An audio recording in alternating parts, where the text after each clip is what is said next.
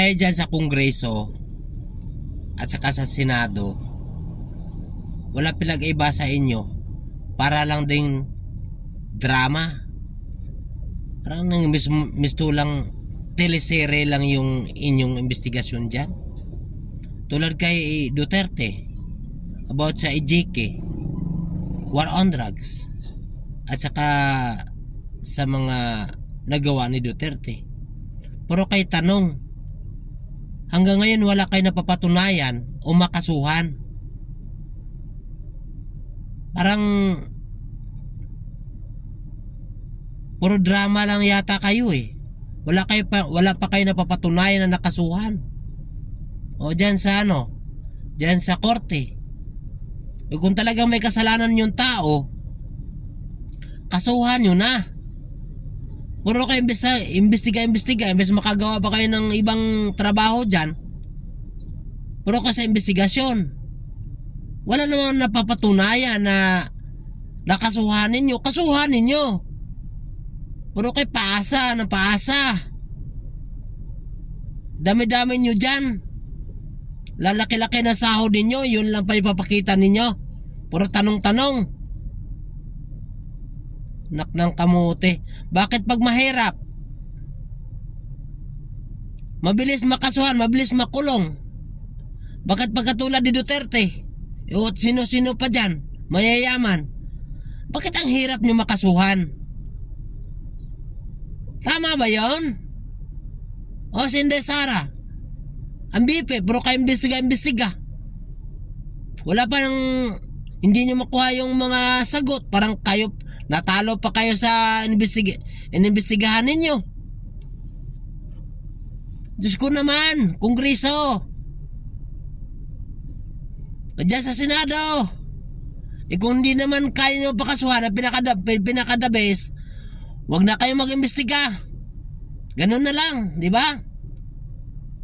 Puro lang kayo drama, walang nakasuhan. O si Inday Sara, nakasuhan pa ba? Ba't ang hirap ninyo makasuhan yung mga mamayayaman? Bakit ang mga mahihirap ang bilis nyo makasuhan? Mabilis makulong. Mga simple yung mga nagawang kamalian sa mga mahirap, mabilis makulong. Bakit katulad nila? Ang hirap, no? Ang hirap.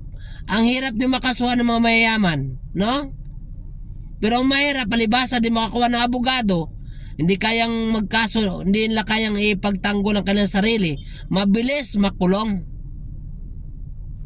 Aba, kung hindi naman ninyo kaya, magtatong taon na o 3 taon na may si Duterte, wala pa kayong napapatunayan na makasuhan o nasampa ng kaso. Pero pag mahirap, nagdudusa na. Anak ng kamote naman kayo dyan, oh. Dyan sa Senado, laki-laki ng mga sweldo ninyo. Ano laki-laki ng mga pondo ninyo? Yan lang kaya ninyo?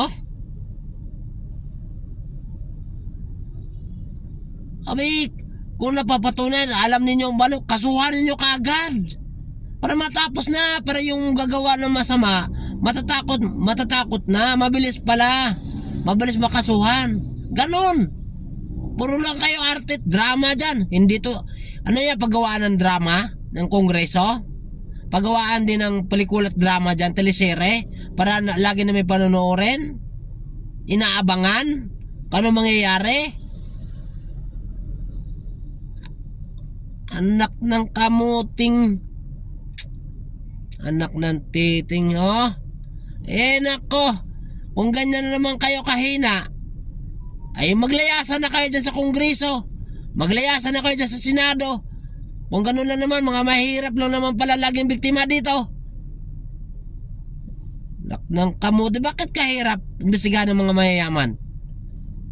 Nakitang-kita na, yan, sa EJK na yan, kay Duterte na, dami-daming, sabi ninyo, maraming namatay. Maraming natuda sa war on drugs na yan. O hanggang ngayon, hindi pa nakasuhan si Duterte. Mukhang kayo pa natalo sa investigasyon. O si Sara na yan, sabi niya, bilyones ang nawawala. Ay bakit ngayon, nandyan pa? Napunta pa kayo ng mga chichirya family? Pagtigil-tigil nga kayo dyan. Wala man pala kayong kwenta dyan. Gastos na ng bawat heri nyo. Gastos ng taong bayan na. Kung naman kayo, oh.